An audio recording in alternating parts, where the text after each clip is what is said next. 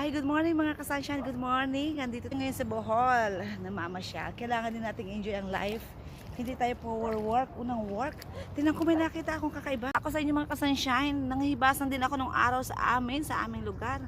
Kapag may nakakita kang ganyang bumubulak-bulak na tubig, kumukulo-kulong tubig, ay yan ay ano na, yan ay shell na or ano nga yun? Tiktariik. Tingnan nga natin kung tiktariik nga. Ating lapitan, ano nga itong bumubulak-bulak na ito, bakit kumukulo-kulo yung tubig, oh, tingnan nyo ba yan? Kita nyo ba mga kasunshine?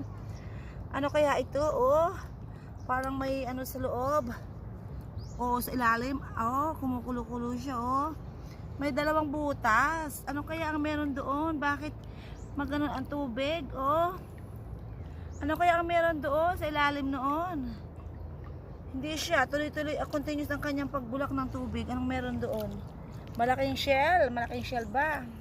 Wala akong makitang bugitis at tiktarin kakaiba na kumukulo-kulo. Marami ditong ganon.